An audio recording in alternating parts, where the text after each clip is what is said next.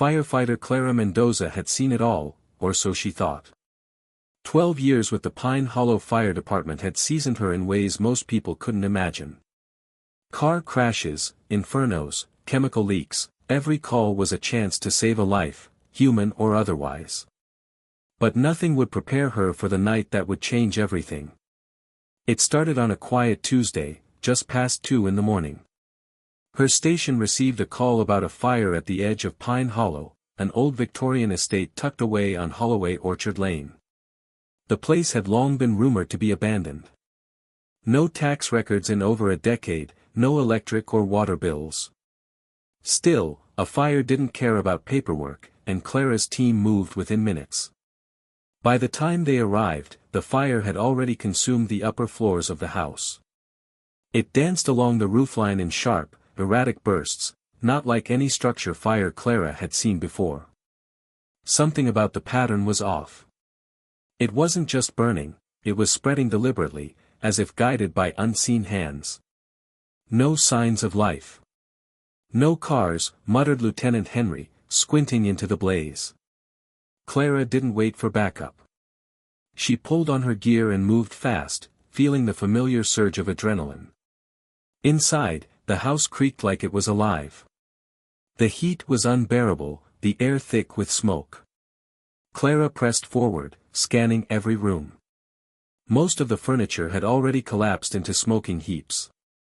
The staircase trembled under her boots as she moved toward the west wing. That's when she heard it, a faint, high-pitched cry.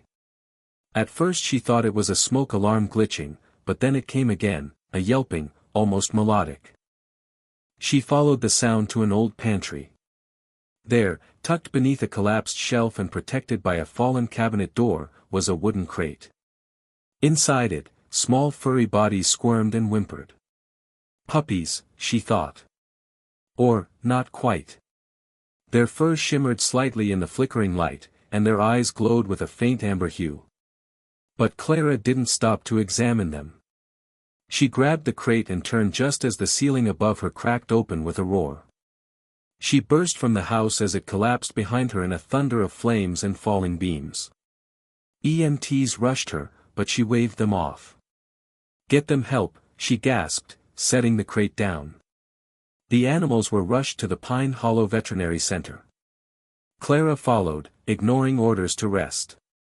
Something about those creatures tugged at her instincts, and not just the firefighter part. Something deeper. At the clinic, Dr. Imani examined the animals carefully. She frowned. They're stable. No burns. Good respiration. But Clara, these aren't dogs. Clara blinked. What do you mean? Their skeletal structure is feline, but their eyes and reflexes aren't right. Their internal temperature is over 109 degrees Fahrenheit, and yet they're not in distress. Their DNA isn't matching anything I've seen. You mean they're exotic? I don't think they're from here. Dr. Imani sent blood samples to a partner lab in San Diego. Meanwhile, Clara tried to track down the house's owners. The property had recently been purchased in cash by a couple named Eric and Nadia Halverson. No one in the area had seen them. No photos. No identification. No cell numbers. The real estate agent listed on the deed had vanished, her office closed with a simple note on the door, temporarily relocated. The fire investigation revealed accelerants, kerosene mixed with a demolition compound not available to civilians. It was clear now, the fire had been set on purpose. But why? Clara couldn't shake the feeling the animals hadn't been trapped by accident. Maybe they were left there. A week later, the lab called. What you found, said Dr. Carlisle, the geneticist, is something unique. Their DNA doesn't fit any existing animal group. It's partially marsupial, but there are feline markers too. And something else, sequences we can't explain. Their ancestry diverges from known evolution somewhere around 50 million years ago. Clara was stunned. Are you saying they're new?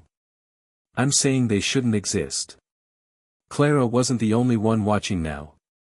A black SUV parked outside the station that night. The next morning, 2 federal agents arrived. One of them, Agent Lewis, flashed a badge that looked official but wasn't marked with any known agency. "We're here regarding the Holloway fire," he said calmly. "And the animals you recovered." Clara was brought in for questioning. The agents already knew about the DNA results, the Halversons, the fire pattern. They weren't surprised. "There are places," Lewis explained, "that don't appear on maps. Not because they're hidden, because they don't belong to this world. Some people call them folds, tiers, gateways. The Holloway estate sat on one." Clara's skin prickled. "Gateways to what?" "We don't know exactly. But the Halversons weren't ordinary people. They've been linked to several illegal operations involving rare biological specimens. They used the house to smuggle creatures from beyond our dimension. Those animals, Emberlings, we believe, came through one of those tiers." "And the fire?" "To destroy evidence. Emberlings have a frequency-based defense system that weakens dimensional barriers. If they panicked, they could have reopened the tear."